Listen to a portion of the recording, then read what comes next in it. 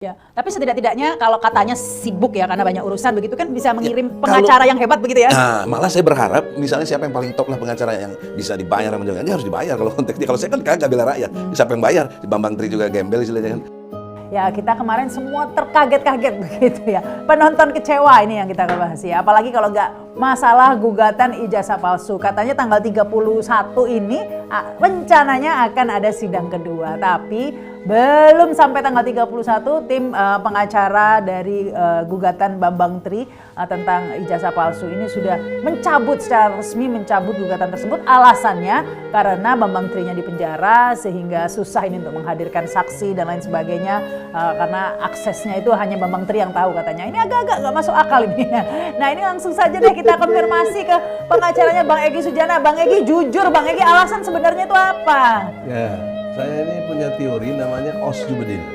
Objektif, sistematis, toleran, jujur, benar, adil. OS Jubedil.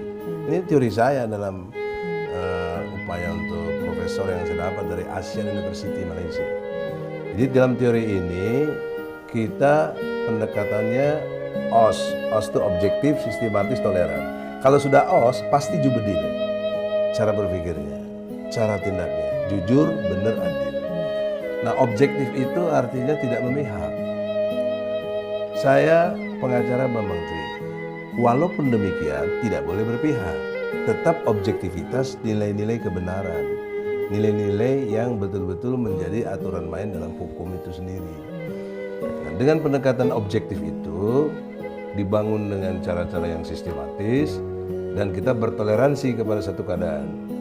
Jadi kalau saya benar, Mbak Rahma toleran. Kalau Rahma yang benar, walaupun saya lebih senior, nggak ada urusan, saya ikut. Itu namanya toleran. Jadi dalam konteks objektivitas itu, saya mengambil sikap itu, ada dua pendekatannya. Pendekatan pengalaman, traumatik saya dalam pengertian tahun lalu, 2021, saya menggugat juga Jokowi tentang 66 janji palsunya itu, termasuk mobil SMK, termasuk buyback Indosat, termasuk tenaga kerja 10 juta. Akhirnya gugatan itu nasibnya? Nah, itu maksud saya pengertian traumatik saya itu. Di situ jangankan berargumentasi. Sidang dipastikan hari apa saya lupa, tapi jelas jam 1 siang. Jam 12.45 ini saksinya di sini yang ngurus administrasi. Sudah diputus. Ini sidangnya belum. Kok diputus? Lebih nggak masuk akal lagi tuh. Diputus putusannya gimana? Pengadilan negeri tidak berwenang. Saya mau ngomong apa? Sudah diputus. Saya protes bahkan nggak bisa selesai. Nah itu pengalaman pahit yang dahsyat sekali. Kecewa gitu. Karena sudah 2 kali nih udah ketemu. Kok nggak gentle, kok nggak berani datang gitu. Harus datang loh. Saya kira itu yang benar, tolong diingatkan. Kalau minggu depan Jokowi tidak hadir secara personal itu dipastikan. Saya minta putusan yang sangat jelas bahwa dipastikan jasanya palsu karena nggak berani datang. Nah, dalam pengertian hukum harusnya Jokowi hadir dengan membawa ijazah asli SD, SMP, SMA. Nggak perlu repot sana sini membuat pencitraan, meyakinkan dengan podcast, dengan medsos tentang SMA 6 telah mengklarifikasi, berikan sebagai satu edukasi hukum. Ini bukan soal jago-jagoan, tapi ini hak hukum. Oleh karena itu, sudi kiranya Presiden Jokowi yang terhormat mengertilah hukum dan taatilah hukum. Kenapa digugatnya datang? Berarti Anda mengingkari sumpah Anda sendiri. Terima kasih. Assalamualaikum warahmatullahi wabarakatuh. Ya, tapi ini beda Bang.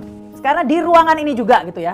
Seminggu yang lalu kali ya? Ya begini, itu kan satu objektivitas yang pernah saya lakukan dan yang terjadi, jadi bukan ngarang-ngarang, itu namanya objektif. Nah, yang kedua, objektivitas juga dalam kekinian.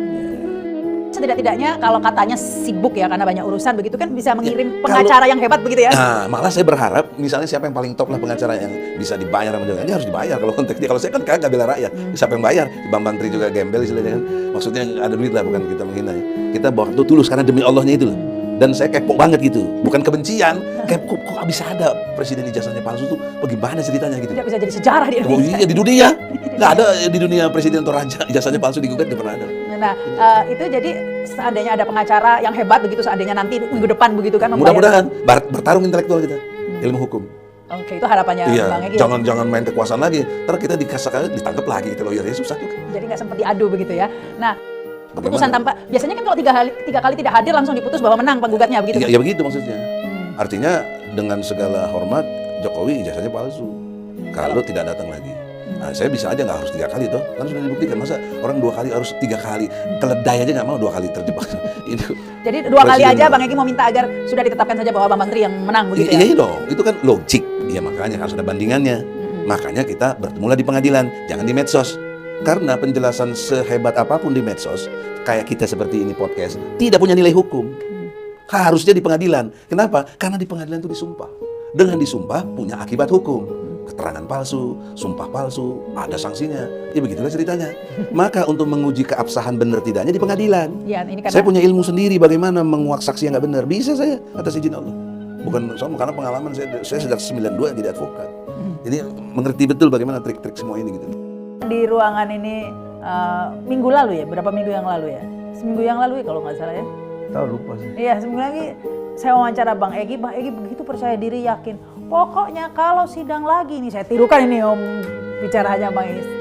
Saya nggak mau nunggu Jokowi 3 kali nggak hadir, 2 kali aja nggak hadir, first take. Wah, berarti menang Bambang Tri. Kenapa nggak ditunggu first take aja Bang? Itu kan teori juga.